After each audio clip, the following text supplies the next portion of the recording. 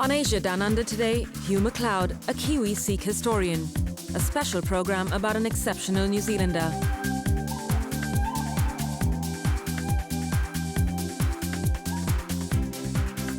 Hello and welcome to Asia Down Under. Today's programme covers the unlikely story of the Pakeha son of a fielding sheep farmer who went on to become one of the world's leading authorities on Punjabis and the religion of Sikhism. From life in Punjab to historian in Dunedin, Hew McLeod is one of New Zealand's unsung success stories.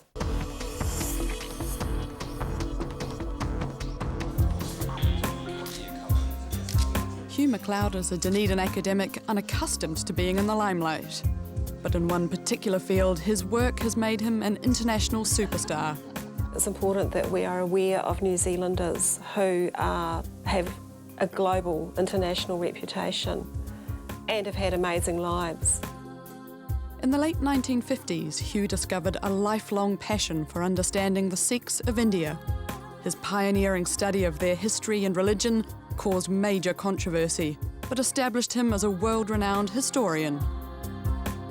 Later, his groundbreaking research into Punjabi immigrants in New Zealand preserved their little-known history for generations to come. He's one of the foremost historians on the Sikh history and religion. He's the one person that links us to our past.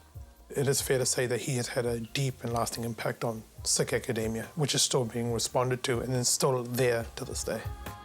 As the son of a sheep farmer from Fielding, his was an unlikely path, but one that created a substantial legacy for Punjabis in New Zealand and students of Sikhism around the world, some 4 decades after he first began. There was either you take the Hindus in the Punjab at that stage was one possibility.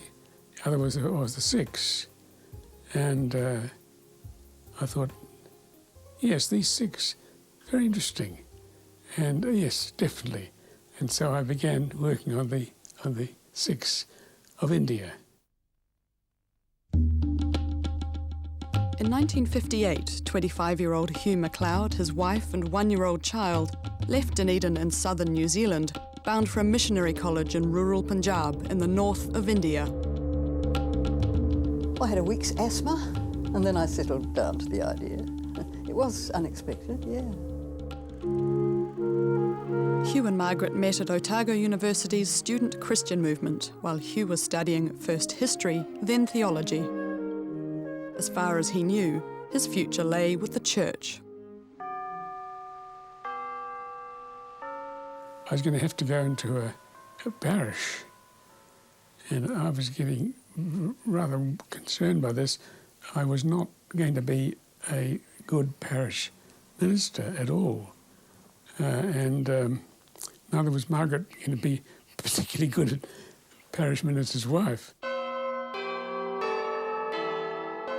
I was teaching at that stage, and I had assumed I would be singing in the parish choir in some small town in New Zealand, but this was quite different. It just so happened that an opportunity arose in that year when the church was looking for someone to replace Dr. Morton Ryburn. And so I said, that's it, we'll go to India. Partly because, it's part of our OE, it was quite exciting, and partly because it was to escape what awaited me if I stayed here. My impression, because I was working at that stage within the confines of a church and a community of Christians, all of whom, of course, spoke English, I suppose I really was just simply transferring my experience here in New Zealand to that in India.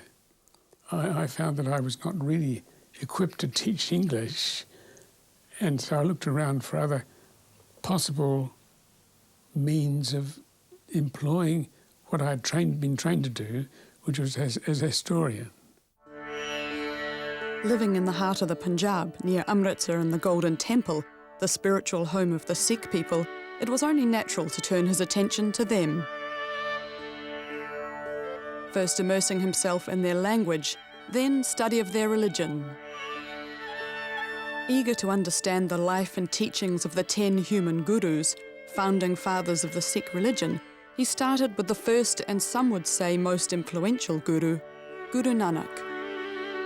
Unimpressed by existing academic studies of Sikhism, he decided to pursue this line himself and went in search of the Janam Sakhis, early recorded eyewitness accounts of the life of Guru Nanak. These came to light in the 18th century.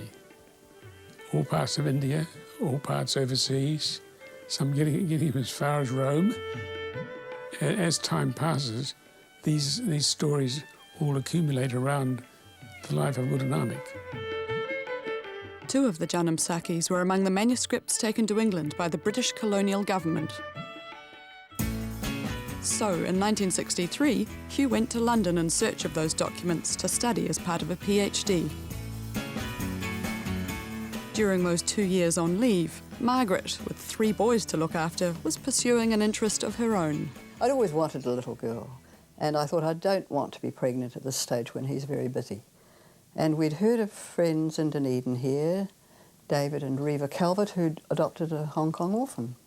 And that sounded exciting. So we thought we'd adopt a mixed-race child. And A mixed-race girl. a girl. We wanted Yes. a girl. I'd seen little dresses in India for little girls, and I'd always wanted a little girl. So that was that. They gave us this little baby with a plastic bag with a few little dresses in it, and we went home on the underground. And she didn't cry all the way, just looked around. Pretty good. 5-month-old Rita, or Ruth as she became, had been put up for adoption by her Punjabi Sikh mother and Irish father. With missionary credentials and 3 sons already, the McLeods successfully convinced English authorities to allow the adoption, but it wasn't all smooth sailing. We had to go through a series of interviews, and when we actually arrived on the day, I think, Hew had had a stomach upset the night before, and Mrs. Buttle on the committee, who was fairly formidable, said, "This shows he is psychologically not happy about this adoption." I said, "Not really." So we had a moment where we thought we mightn't get her.